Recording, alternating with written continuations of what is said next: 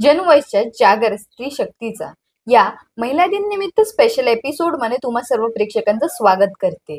तर आताच्या टाइमाला अनेक क्षेत्रात महिला आघाडीवरती येऊन काम करतायत। तर अशाच काही महिलांशी आपण ह्या सप्ताहात संवाद साधणार आहे। तर आजच्या या स्पेशल एपिसोड मध्ये आपल्या सोबत आहेत किक बॉक्सिंग क्षेत्रातील एक नामवंत अशी कीर्ती घडवणारी, छोटीशी आहे पण खूप मोठी कीर्ती करते आताच्या। तर अशीच एक कीर्तिवान किक बॉक्सर परी व्यास।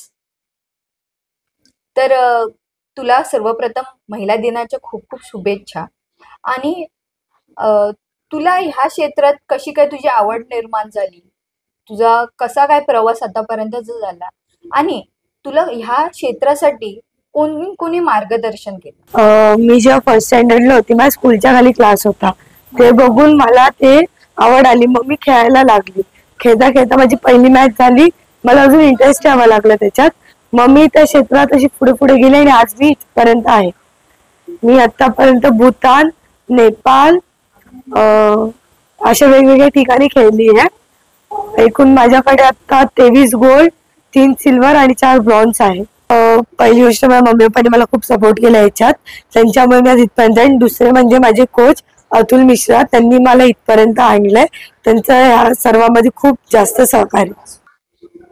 तुला या क्षेत्रात आतापर्यंत किती अवॉर्ड भेटलेत आणि किती मॅचेस तू खेळली आहेस?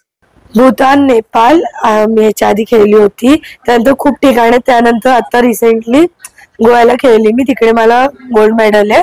आणि त्यानंतर माझा शोल्डर डिस्लोकेट झाल्याच्या नंतर मी ब्रेक घेणार होती, पण खेलो इंडियाची एक मॅच होती, तिथे जाऊन मग मी खेळली, त्यात मला ब्रॉन्झ लागला।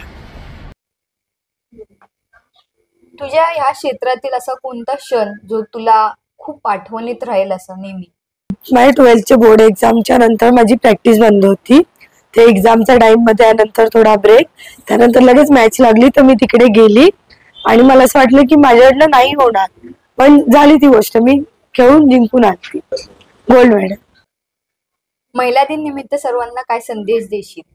आता आपण बघतोय महिलांवरचे, मुलींवरचे अत्याचार खूप वाढले, तर त्याच्यानुसार मला असं वाटतंय की जेवढ्या महिला मुली आहेत त्यांनी खेळासाठी नाही पण स्वतःच्या सुरक्षेसाठी तरी कराटे, सेल्फ डिफेन्स किंवा बॉक्सिंग काहीतरी असं शिकावं, ज्याच्याने जर आपल्यावरती कधी अशी वेळ आली तर आपण स्वतःचं संरक्षण करू शकतो।